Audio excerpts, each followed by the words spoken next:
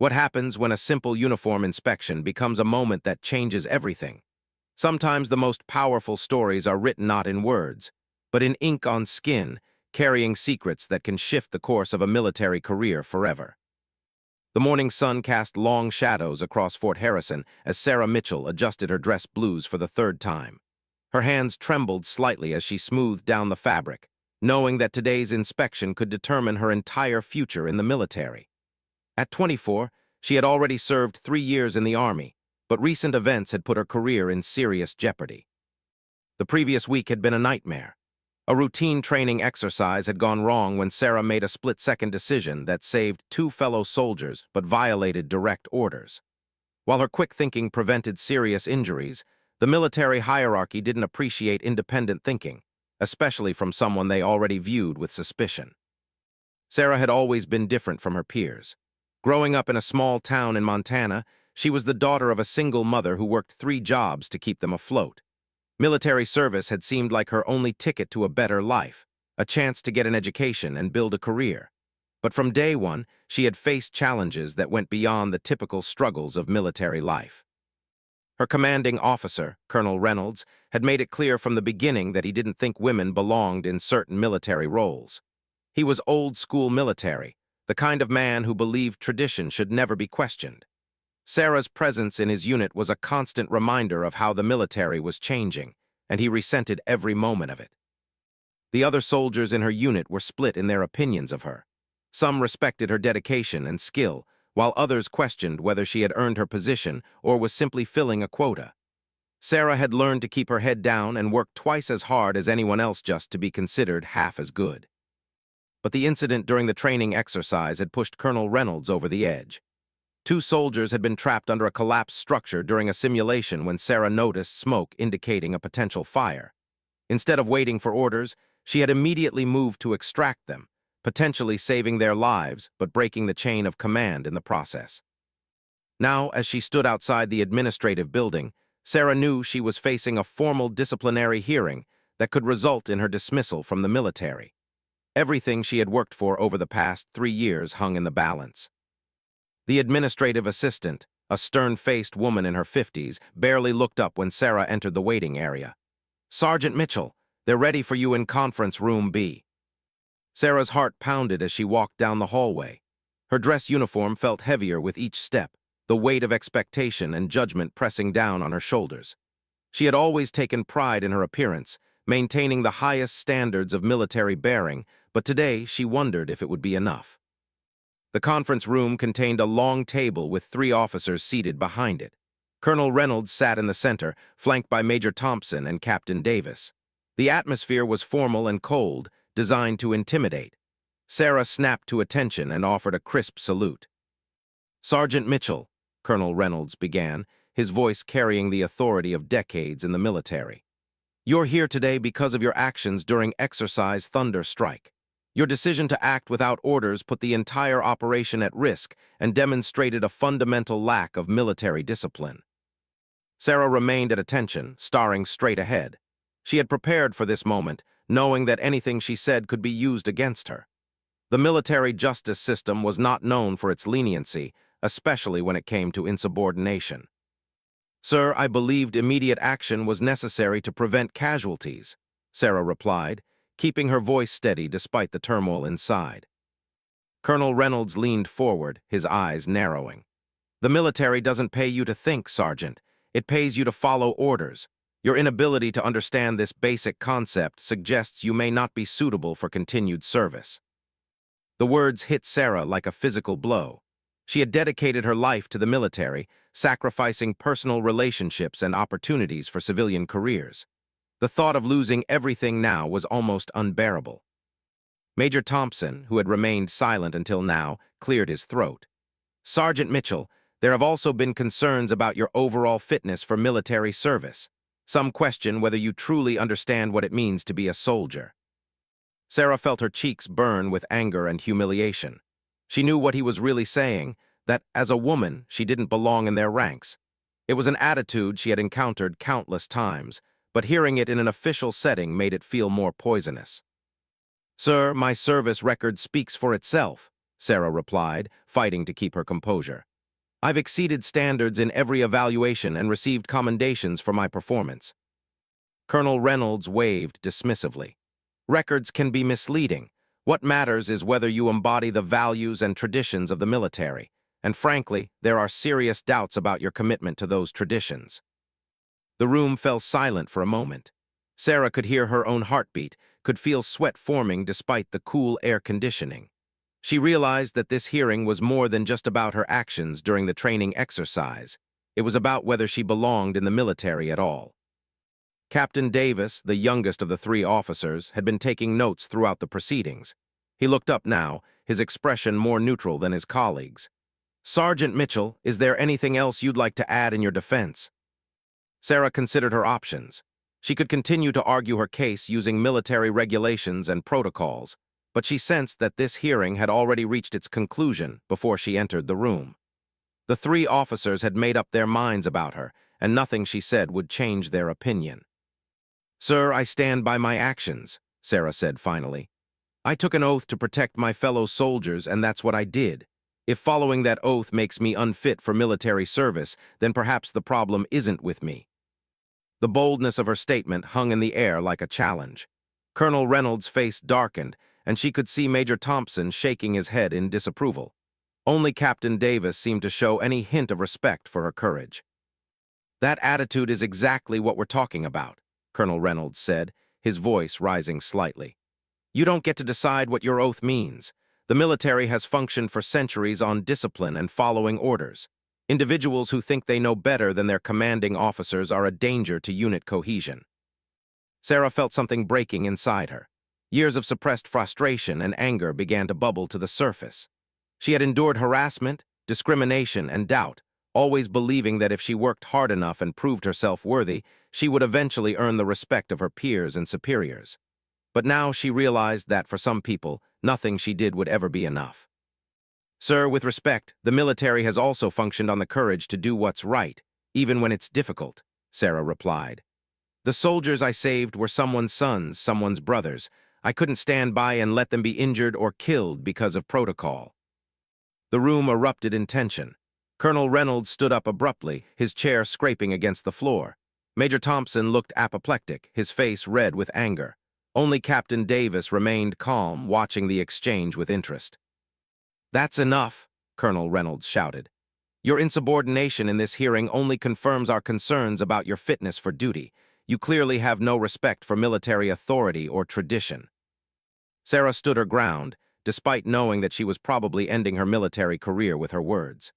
Sir, I have tremendous respect for military tradition, but I also believe those traditions should serve a purpose beyond simply maintaining the status quo. If saving lives is considered insubordination, then maybe the problem is with the system, not with me. The silence that followed was deafening. Sarah could see that she had crossed a line from which there was no return.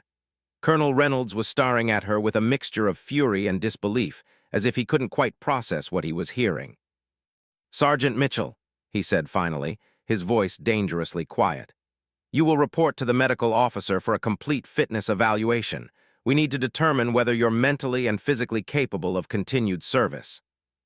The order hit Sarah like a punch to the stomach. A fitness evaluation could include anything from psychological testing to invasive medical examinations. It was often used as a tool to remove unwanted personnel from service, finding reasons to declare them unfit for duty. Sir, my last fitness evaluation was 6 months ago, and I passed with flying colors, Sarah protested. That evaluation is now considered insufficient, Major Thompson interjected. We need a more comprehensive assessment of your overall suitability for military service. This will include a complete medical examination and psychological evaluation. Sarah realized that she was trapped. Refusing the evaluation would be grounds for immediate dismissal, but undergoing it would likely result in the same outcome. The three officers had already decided her fate. They were simply going through the motions to make it official. When do you want this evaluation completed, sir? Sarah asked, her voice barely above a whisper. Immediately, Colonel Reynolds replied. You're relieved of duty pending the results. Report to the medical facility at 800 hours tomorrow morning. As Sarah left the conference room, she felt as if she were walking through a fog. The hallways of the administrative building seemed to stretch on forever, and she could feel the stares of other personnel as she passed. Word traveled fast on a military base, and everyone would soon know that she was facing dismissal. The walk back to her barracks gave Sarah time to think about what had just happened. In a matter of hours, her entire life had been turned upside down. The career she had worked so hard to build was crumbling around her, and there seemed to be nothing she could do to stop it. Back in her room, Sarah sat on her narrow bed and stared at her reflection in the small mirror mounted on the wall. She looked tired and defeated, nothing like the confident soldier who had entered the conference room earlier that morning. The uniform that had once filled her with pride now felt like a costume, a reminder of how she had never truly belonged. That evening, Sarah called her mother for the first time in weeks. The conversation was difficult, as Sarah tried to explain what was happening without revealing how desperate her situation had become. Her mother had sacrificed so much to support Sarah's military career, working extra shifts and taking out loans to help with expenses that military pay didn't cover.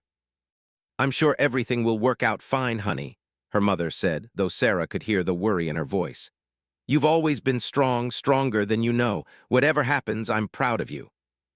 After ending the call, Sarah felt more alone than ever. She had few friends on the base, having learned early on that getting too close to people could be complicated when they questioned your right to be there. Most of her fellow soldiers were polite but distant, maintaining the kind of professional relationships that didn't extend beyond work. As night fell, Sarah found herself thinking about the soldiers she had saved during the training exercise. Neither of them had spoken to her since the incident, probably on orders from their superiors. But she knew that they were alive and uninjured because of her actions, and that knowledge provided some comfort despite everything else that was happening. The next morning arrived too quickly. Sarah reported to the medical facility as ordered, knowing that this could be the beginning of the end of her military career. The medical officer, Dr. Williams, was a middle-aged man with kind eyes who seemed genuinely interested in her welfare rather than finding reasons to dismiss her. "Sergeant Mitchell," he said as she entered his office, "I understand you're here for a comprehensive fitness evaluation. I want you to know that my job is to assess your health and readiness for duty objectively. I'm not interested in politics or personal opinions, just medical facts." His words provided some small measure of hope. If the evaluation was conducted fairly, Sarah believed she would pass with no problems. She had always maintained excellent physical condition and had never shown any signs of mental or emotional instability. The physical examination was thorough but routine. Dr. Williams checked everything from her cardiovascular health to her vision and hearing. Sarah's fitness level was clearly above average, and she could see him making positive notes on her chart. "Sergeant, I'm going to need you to change into this examination gown for the next portion of the evaluation," Dr. Williams said, handing her a hospital gown. "It opens in the back, and I'll need to do a complete external examination." Sarah felt a flush of embarrassment, but complied with the request. She had undergone similar examinations before and knew they were part of standard military medical procedures. She changed quickly and positioned herself on the examination table as instructed. Dr. Williams began his examination professionally, checking for any signs of injury, disease, or other medical conditions that might affect her fitness for duty. He was thorough but respectful, explaining each step of the process and maintaining appropriate medical decorum. When he asked her to turn around so he could examine her back, Sarah hesitated for a moment. She had always been self-conscious about her back, not because of any medical condition, but because of something very personal that she had kept hidden from her military colleagues. "Is everything all right, Sergeant?" Dr. Williams asked, noticing her hesitation. "Yes, sir," Sarah replied, turning around slowly. As the hospital gown opened to reveal her back, Dr. Williams fell silent. What he saw there was not what he had expected, and Sarah could sense his surprise even though she couldn't see his face. For several long moments, the only sound in the room was the quiet hum of the air conditioning. Sarah's back was covered by an intricate tattoo that told a story few people knew. The artwork was beautiful and meaningful, but in the context of a military medical examination, she knew it could be seen as something entirely different. She had always been careful to keep it hidden, wearing uniforms that provided complete coverage and avoiding situations where it might be revealed. The tattoo would change everything, though not in the way Sarah expected. Dr. Williams stared at Sarah's back in complete silence, his medical examination momentarily forgotten. The tattoo that covered most of her upper back was unlike anything he had expected to see. Instead of the typical designs that soldiers sometimes got during their service, this was something profoundly different and deeply personal. The centerpiece of the tattoo was a detailed military insignia, but not just any insignia. It was the emblem of the 82nd Airborne Division, surrounded by names, dates, and symbols that clearly held significant meaning. Around the main design were smaller elements, dog tags, paratrooper wings, and what appeared to be coordinates.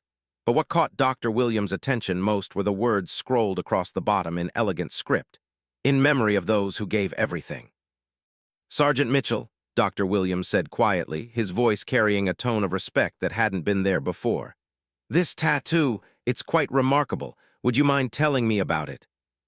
Sarah tensed, knowing that this moment had been inevitable, but hoping it would never come. She had kept this part of her life private for 3 years, never speaking about it to anyone on the base. The tattoo represented the most painful and defining experience of her life, one that had shaped everything about who she had become as a person and as a soldier. "Sir, it's personal," Sarah replied, her voice barely above a whisper. Dr. Williams continued his examination, but Sarah could sense that his entire approach had changed. He was no longer simply going through the motions of a routine medical evaluation. Something about the tattoo had shifted his perspective, though she couldn't understand what or why. "Sergeant, I need to ask about any scars or marks on your body for the medical record," Dr. Williams said professionally. "I can see you have some scarring near the tattoo. Can you tell me about those?" Sarah closed her eyes, knowing that she would have to reveal at least part of her story. The scars Dr. Williams had noticed were small but visible, remnants of injuries that had nothing to do with her current military service. They were from a different time, a different war, and a different version of herself. "The scars are from shrapnel, sir," Sarah said quietly, "from an IED explosion in Afghanistan." Dr. Williams paused in his examination. "Sergeant, your service record shows that you enlisted 3 years ago. You haven't been deployed to Afghanistan during your current service." The statement hung in the air between them, and Sarah realized that she had reached a crossroads. She could continue to hide her past and hope that the doctor would simply complete his examination and file his report, or she could finally tell someone the truth about who she really was and why she had joined the military. "Sir, I was in Afghanistan, but not during my current enlistment," Sarah said, taking a deep breath. "I was there before as a contractor." The explanation was technically true, but incomplete. Sarah had indeed been in Afghanistan as a contractor, but that simple description didn't capture the complexity of her role or the events that had led to her current situation. The tattoo on her back told a story that she had never shared with anyone in her current unit, a story of loss, sacrifice, and survival that explained everything about her motivation to serve. Dr. Williams completed his examination and handed Sarah her uniform. "You can get dressed now, Sergeant. I'd like to discuss a few things with you once you're ready." As Sarah put her uniform back on, she felt exposed in a way that had nothing to do with the physical examination. For 3 years, she had maintained careful control over her personal history, sharing only what was necessary and keeping the most important parts of her story hidden. Now, with a few simple questions, that control was beginning to slip away.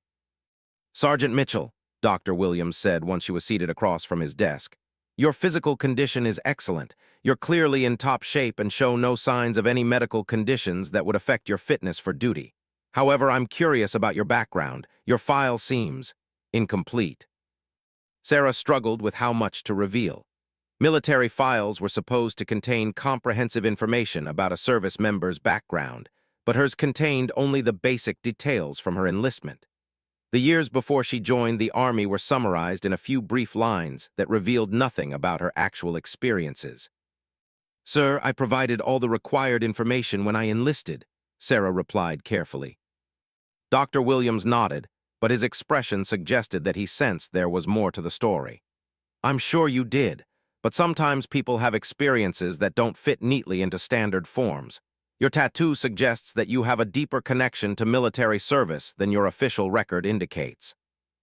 The observation was perceptive, and Sarah realized that Dr. Williams was giving her an opportunity to share her story voluntarily rather than forcing her to reveal information through official channels. It was a moment of unexpected kindness in what had otherwise been a hostile process. "The tattoo commemorates people I served with," Sarah said slowly, testing the waters. "People who didn't make it home." Dr. Williams leaned forward slightly, his expression compassionate. "In Afghanistan." Sarah nodded, feeling tears building behind her eyes. She had spent 3 years refusing to talk about Afghanistan with anyone, burying those memories deep inside where they couldn't interfere with her new life. But sitting in the doctor's office, facing the possible end of her military career, those memories demanded to be acknowledged. "I was attached to a special operations unit as an intelligence analyst," Sarah continued, the words coming easier now that she had started. "We worked closely with local forces, trying to build relationships and gather information about insurgent activities." The explanation was accurate but didn't convey the intensity of that experience. Sarah had been one of only a few women working directly with special operations forces, analyzing intelligence and providing tactical support in extremely dangerous conditions. It had been the most challenging and rewarding work of her life, until everything went wrong. Dr. Williams made a few notes on his chart, but Sarah could see that he was listening with more than professional interest. Something about her story had captured his attention in a way that went beyond a routine medical evaluation. "The unit I was attached to, they became like family to me," Sarah said, her voice growing stronger as she found her rhythm. "In that environment, you depend on each other for everything. Your life is literally in their hands, and theirs is in yours. Gender, background, all of that becomes irrelevant when you're facing life and death situations together." It was true. In Afghanistan, Sarah had experienced a level of acceptance and respect that had been absent from most of her life. The special operations soldiers she worked with had judged her solely on her performance and dedication, not on preconceived notions about what women could or couldn't do in combat situations. "What happened to them?" Dr. Williams asked gently. Sarah closed her eyes, feeling the familiar weight of survivor's guilt settling over her. This was the part of the story she had never told anyone, the reason she had joined the regular army and spent 3 years trying to prove herself worthy of the sacrifice others had made. "We were conducting a joint operation with Afghan National Army forces," Sarah began, her voice becoming mechanical as she recited facts that she had replayed thousands of times in her mind. "Intelligence indicated that a high-value target was meeting with local insurgent leaders in a compound outside Kandahar. My analysis suggested the meeting was legitimate, and I recommended proceeding with the operation." Dr. Williams continued taking notes, but Sarah could see that he understood this was more than just a professional debriefing. This was a confession, a purging of guilt and trauma that she had carried alone for too long. "The operation went smoothly initially," Sarah continued. "We secured the compound and detained several individuals for questioning, but as we were preparing to extract, I noticed something wrong with the intelligence pattern. The communications intercepts didn't match what we were seeing on the ground." The memory of that moment was burned into Sarah's consciousness. She had been monitoring radio traffic when she noticed that the insurgent communications were too convenient, too obvious. Real operational security would have been much tighter, and the ease with which they had accessed the compound suddenly seemed suspicious. "I tried to alert the team leader that something wasn't right," Sarah said, her voice beginning to shake. "But at that moment the compound came under attack. It was a trap. The intelligence had been deliberately leaked to lure us into an ambush." The attack had been devastating. The insurgents had used the detained individuals as human shields while launching a coordinated assault from multiple directions. The special operations team had fought brilliantly, but they had been outnumbered and outgunned from the beginning. "6 members of my team died in that compound," Sarah said, tears now flowing freely down her cheeks. "6 of the best soldiers I've ever known, men who trusted my analysis and followed my recommendations. They died because I didn't catch the deception in time." Dr. Williams set down his pen and looked directly at Sarah with compassion in his eyes. "Sergeant, from what you're describing, it sounds like you were the victim of sophisticated enemy intelligence operations. That's not something you could have prevented." But Sarah shook her head, rejecting the absolution he was offering. "Sir, my job was to see through deceptions like that. I was supposed to be the expert, the one who could read between the lines and identify threats. I failed, and 6 good men paid the price for my failure. The guilt had consumed Sarah for months after the incident. She had undergone extensive debriefing and counseling, with everyone from commanding officers to psychologists assuring her that the ambush was not her fault. But knowing something intellectually and feeling it emotionally were two very different things. The tattoo contains their names, Sarah continued, gesturing toward her back. Their birth dates, death dates, and coordinates of where they fell. I had it done after I got back to the States before I decided to enlist in the regular army. Dr. Williams was quiet for a long moment, processing everything Sarah had told him. When he finally spoke, his voice carried a tone of respect that she hadn't heard from anyone connected to her current situation. Sergeant, why did you enlist in the Army after an experience like that? Most people would have stayed away from military service after such trauma. It was a question Sarah had asked herself countless times over the past 3 years. The logical response would have been to use her security clearance and intelligence experience to find a high-paying civilian job. Instead, she had chosen to start over as a private in the regular army, accepting reduced rank and pay to continue serving. Sir, those men died serving their country, Sarah replied. I felt like I owed it to them to continue that service, to honor their sacrifice by becoming the best soldier I could be. I wanted to prove that their faith in me wasn't misplaced, even though I had failed them in Afghanistan. The explanation revealed the driving force behind Sarah's dedication to military service. Every extra hour of training, every perfect score on evaluations, every moment of going above and beyond had been motivated by her need to honor the memory of her fallen teammates. Dr. Williams made several more notes on his chart before looking up at Sarah again. Sergeant, have you ever discussed this experience with military counselors or chaplains during your current service? Sarah shook her head. No, sir. I underwent extensive counseling after the incident in Afghanistan, but I haven't spoken about it since enlisting. I wanted to start fresh, to be judged on my current performance rather than my past experiences. The strategy had worked to a degree. Sarah's service record was exemplary, with consistently high ratings and several commendations for her performance. But it had also isolated her from her fellow soldiers, creating a barrier that prevented genuine relationships and understanding. Dr. Williams closed his file and looked directly at Sarah. Sergeant Mitchell, I'm going to be completely honest with you. The medical evaluation you've undergone today was ordered as part of a fitness for duty determination. Your commanding officers have concerns about your suitability for military service. Sarah felt her heart sink. She had hoped that Dr. Williams' changed attitude meant that the medical evaluation would support her continued service, but his serious tone suggested otherwise. However, Dr. Williams continued, my medical opinion is that you are physically and mentally fit for duty. Your past trauma appears to have been processed in a healthy way, and your motivation for service is clearly genuine and admirable. I see no medical reason why you shouldn't continue serving. The relief that washed over Sarah was overwhelming. At least one part of the process designed to remove her from service had concluded in her favor. But she knew that the medical evaluation was just one component of her fitness determination. Sir, what happens now? Sarah asked.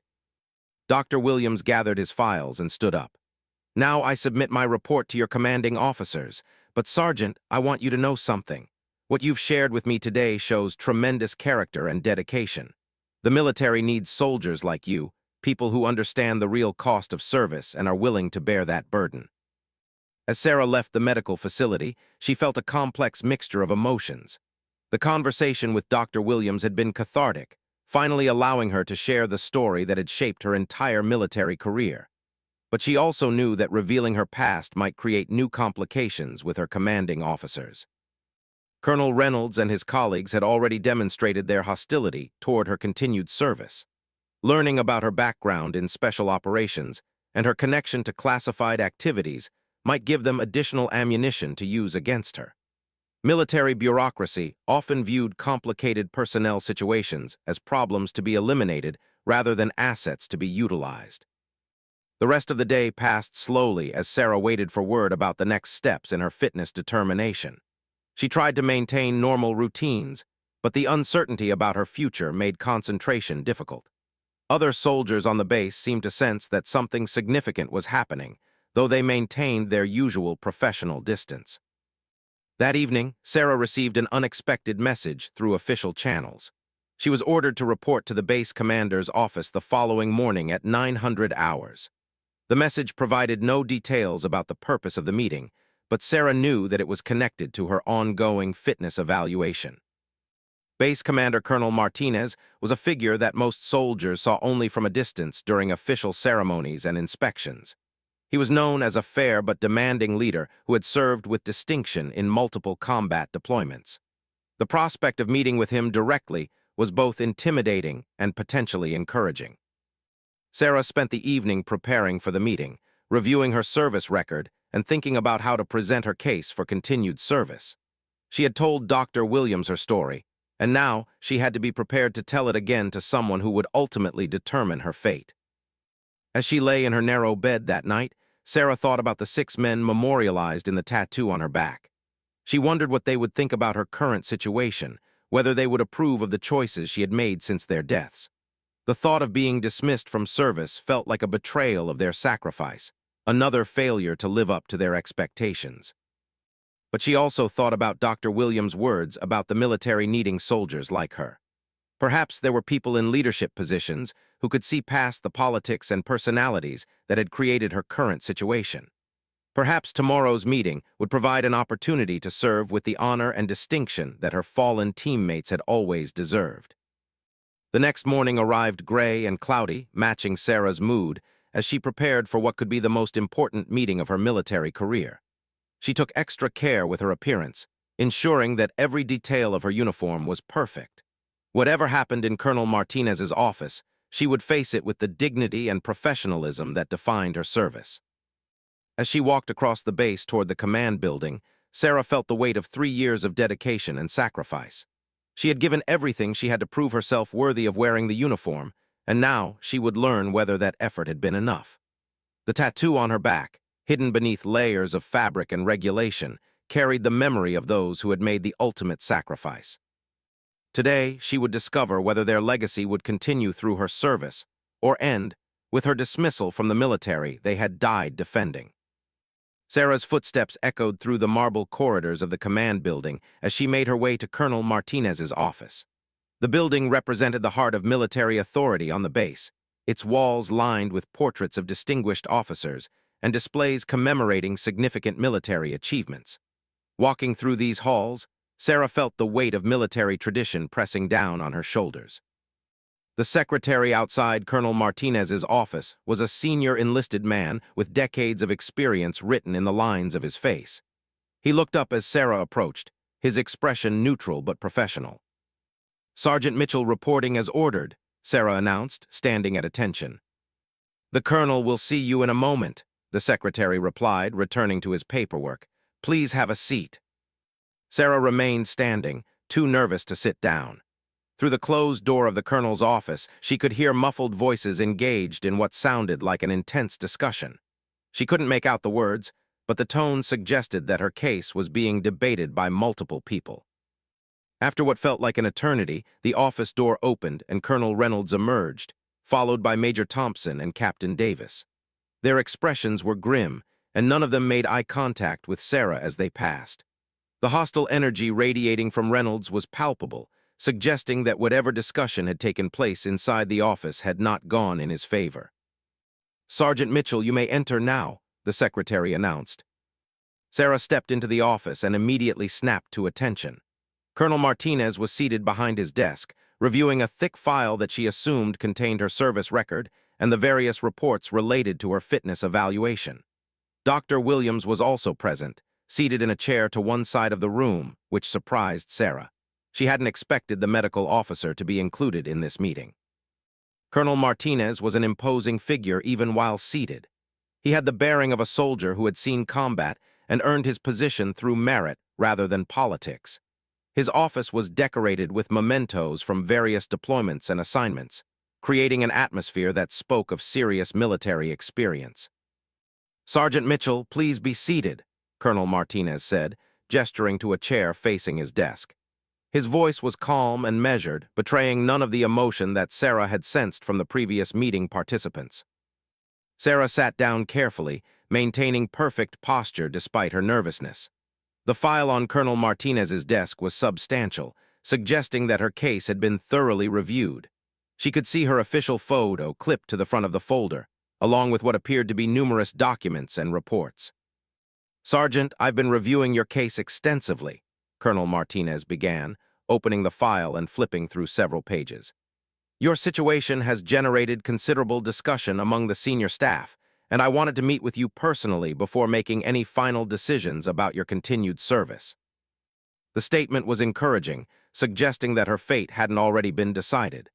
Sarah had feared that this meeting would simply be a formality, a final notification of her dismissal from service. Instead, it seemed that Colonel Martinez was genuinely considering all aspects of her situation.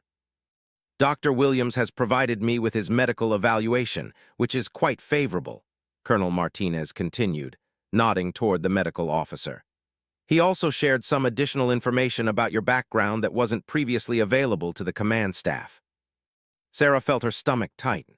She had hoped that her conversation with Dr. Williams would remain confidential, but she understood that in matters of fitness for duty, medical officers had obligations to share relevant information with commanding officers. "Sir, Dr. Williams asked me about my tattoo during the medical examination," Sarah said carefully. "I provided him with accurate information about my previous service." Colonel Martinez leaned back in his chair, studying Sarah's face intently. "Previous service that wasn't reflected in your enlistment paperwork. Why did you choose not to include your experience with Special Operations Forces in Afghanistan?" The question was direct and demanding an honest answer. Sarah had anticipated that this moment would come eventually, but she still wasn't sure how to explain her motivations in a way that would make sense to someone who hadn't lived through her experience. "Sir, I wanted to start fresh," Sarah replied. "My experience in Afghanistan ended badly, and I felt responsible for what happened to my team. I thought that enlisting in the regular army and proving myself from the bottom up would be a way to honor their sacrifice and demonstrate my commitment to service." Colonel Martinez made a note in her file, his expression remaining neutral. "Dr. Williams described the incident you were involved in. 6 special operations soldiers killed in an insurgent ambush that was based on compromised intelligence. You were the intelligence analyst attached to the team." Hearing the facts stated so clinically made them seem even more devastating. Sarah felt the familiar wave of guilt and grief washing over her, but she forced herself to maintain composure. This wasn't the time to break down emotionally. "Yes, sir," Sarah confirmed quietly. "And you believe that you were responsible for their deaths, because you failed to identify the intelligence deception in time to prevent the ambush." The question cut straight to the heart of Sarah's trauma. For 3 years, she had carried the belief that she could have prevented the tragedy if she had been more skilled or more careful in her analysis. No amount of counseling or reassurance had completely eliminated that feeling of responsibility. "Sir, it was my job to identify threats and provide accurate intelligence," Sarah said. 6 good soldiers died because I didn't do my job well enough." Colonel Martinez closed the file and looked directly at Sarah. "Sergeant, I've read the classified reports from that operation. The intelligence deception you encountered was part of a sophisticated enemy operation that had been months in the making. 3 other intelligence analysts, including senior officers with decades of experience, reviewed the same information and reached the same conclusions you did." The revelation hit Sarah like a physical blow. In the 3 years since the incident, she had never been given access to the broader intelligence picture or the post-operation analysis. Her security clearance had been transferred to different programs, and her debriefing had focused on her personal experience rather than the strategic context. "Sir, I was told that the operation was compromised because of flawed intelligence analysis," Sarah said, confusion evident in her voice. Dr. Williams spoke up for the first time since Sarah had entered the office. "Sergeant, what you weren't told is that the enemy operation was specifically designed to target Special Operations Forces by exploiting standard intelligence procedures. It was a sophisticated trap that could have fooled anyone." Colonel Martinez nodded in agreement. The after-action report concluded that the intelligence deception was virtually undetectable based on the information available at the time. The enemy had spent months establishing false communication patterns and fake meeting protocols, specifically to create exactly the scenario you encountered. Sarah felt as if the foundation of her understanding about the incident was crumbling. For 3 years, she had structured her entire life around the belief that she had failed her teammates through incompetence or negligence. Learning that the ambush was the result of an enemy operation rather than her personal failure created a cognitive dissonance that was difficult to process. "Why wasn't I told this during my debriefing?" Sarah asked, struggling to understand why such crucial information had been withheld. "Because the investigation and analysis took nearly 2 years to complete," Colonel Martinez explained. "By that time, you had already left contractor service and enlisted in the regular army. The findings were classified and compartmentalized, available only to personnel with specific operational need-to-know." The explanation made sense from a security standpoint, but Sarah couldn't help feeling betrayed by the system she had served so faithfully.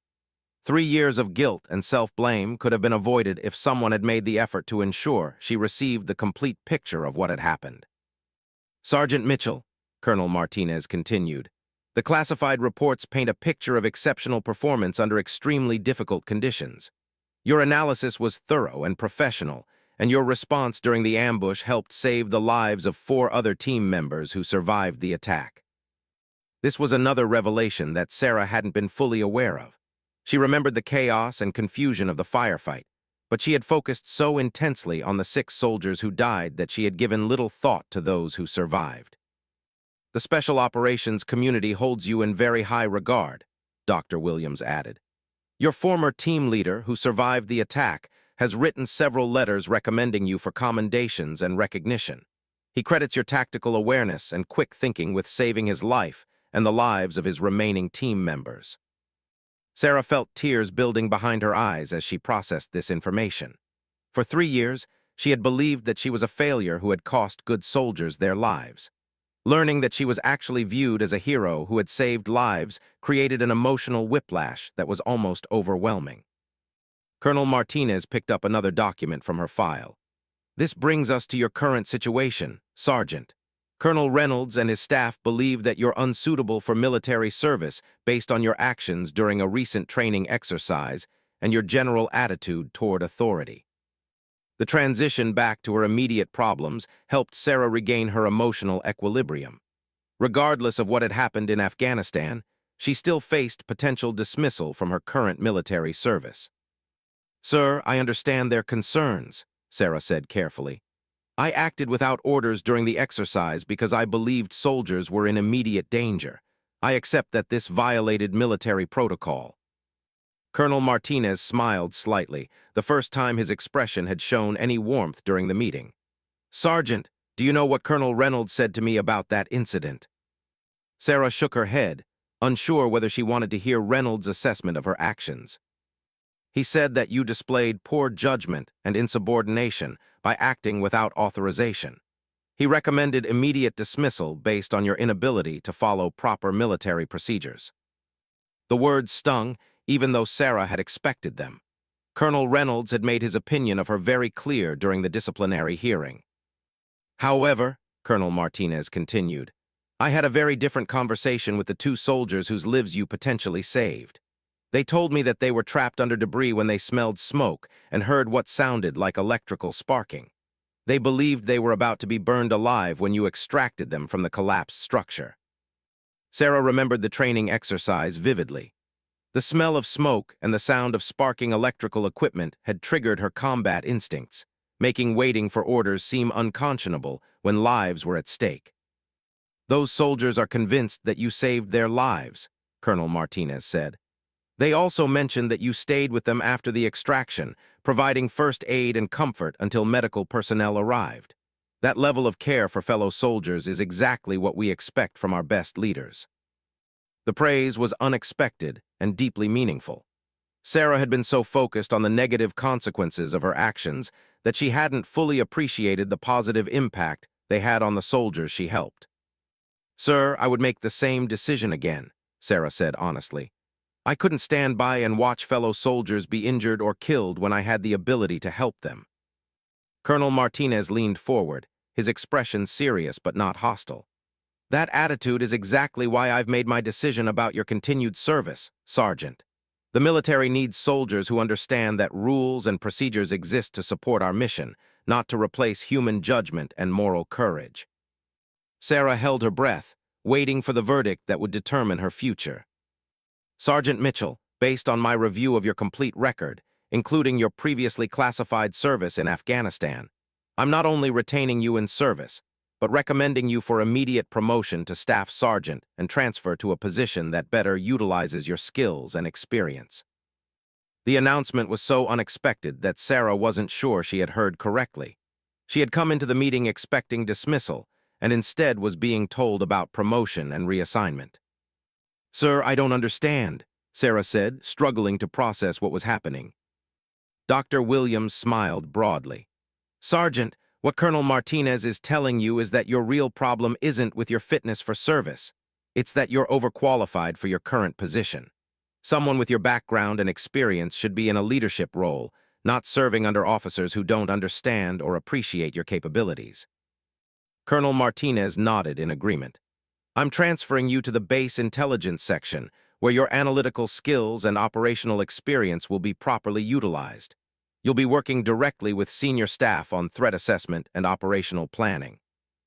The offer was everything Sarah had hoped for when she first enlisted, but she was still struggling to accept that her military career was not only being saved, but enhanced. After days of facing potential dismissal, the sudden reversal felt almost surreal. "Sir, what about Colonel Reynolds and the disciplinary action?" Sarah asked. Colonel Martinez's expression hardened slightly. "Colonel Reynolds has been reminded that effective leadership involves recognizing and developing talent, not punishing soldiers for displaying initiative and moral courage. Your disciplinary record will show that you received counseling for procedural violations, but your actions have been officially commended for preventing potential casualties." The solution was elegant and fair, acknowledging the technical violation while recognizing the positive intent and outcome of Sarah's actions. It would allow her to move forward without the cloud of serious disciplinary action hanging over her career. "Sergeant, I have one more thing to show you," Colonel Martinez said, picking up a final document from her file. "This is a letter from the Secretary of the Army authorizing retroactive recognition for your service in Afghanistan. You're being awarded the Bronze Star Medal for your actions during the ambush that killed your teammates." Sarah felt as if the air had been knocked out of her lungs. The Bronze Star was one of the military's highest awards for valor, and receiving it felt like vindication for all the guilt and self-doubt she had carried for 3 years. The citation specifically mentions your tactical awareness during the ambush and your actions that saved the lives of 4 Special Operations soldiers, Dr. Williams added. It also notes your courage in continuing to serve despite personal trauma and loss.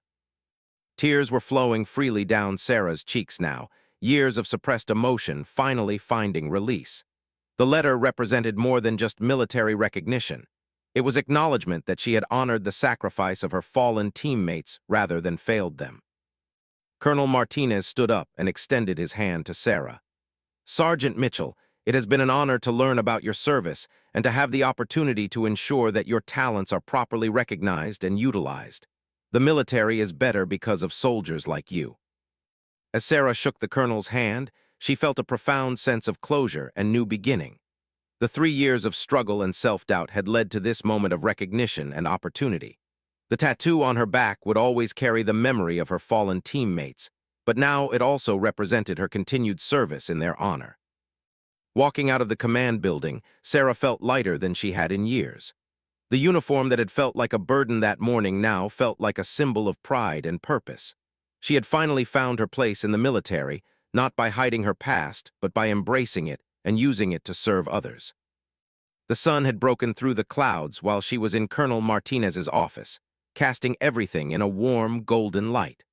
Other soldiers on the base went about their duties, unaware that one of their colleagues had just experienced a transformation that would define the rest of her career. That evening, Sarah called her mother to share the news of her promotion and transfer. For the first time in 3 years, she was able to speak with genuine excitement about her military service and future prospects. "I always knew you were special, honey," her mother said, her voice filled with pride and relief. I'm so glad that someone finally recognized what I've always known about you. After ending the call, Sarah sat quietly in her room, thinking about the 6 soldiers memorialized in her tattoo. She imagined them knowing about her promotion and new assignment, and for the first time, she felt that they would be proud of what she had accomplished in their memory. The next few weeks brought rapid changes as Sarah transitioned to her new position in the intelligence section. Her colleagues there treated her with the respect and professional courtesy that had been missing from her previous assignment. They valued her operational experience and analytical skills, creating an environment where she could finally contribute at her full potential. Colonel Reynolds and his staff maintained professional relationships with Sarah, but the dynamic had fundamentally changed. Word of her background and recognition had spread through the command, and she was now viewed as a soldier with proven combat experience rather than a problematic female trying to fit into a male-dominated system. The intelligence work was challenging and meaningful, involving threat assessments and operational planning that directly supported the base's mission. Sarah found herself working on projects that utilized all of her skills and experience, finally feeling like she was making a meaningful contribution to military operations. 6 months after her meeting with Colonel Martinez, Sarah was promoted to Sergeant First Class and selected for Officer Candidate School. The military had recognized that her combination of operational experience, analytical skills, and leadership potential made her ideal officer material. Standing in formation for the promotion ceremony, Sarah thought about the journey that had brought her to this point. The tattoo on her back remained hidden beneath her dress uniform, but it no longer represented guilt and failure. Instead, it had become a source of strength and motivation, reminding her of the sacrifice that had shaped her into the leader she had become. The 6 soldiers memorialized in ink on her skin had given their lives in service to their country. Through her continued service and success, Sarah was ensuring that their sacrifice continued to have meaning and impact. She had finally found a way to honor their memory while building a future worthy of their legacy. As the ceremony concluded, and Sarah received congratulations from colleagues and superiors, she realized that her story was just beginning. The experiences that had once seemed like career-ending failures had actually been preparation for greater service and leadership. The military had not only accepted her, but embraced her as exactly the kind of soldier they needed for the challenges ahead. The tattoo that had once been her deepest secret had become her greatest strength, reminding her every day that true service meant being willing to sacrifice for something greater than yourself. In learning to honor her fallen teammates, Sarah had discovered how to honor herself and the uniform she wore with such pride.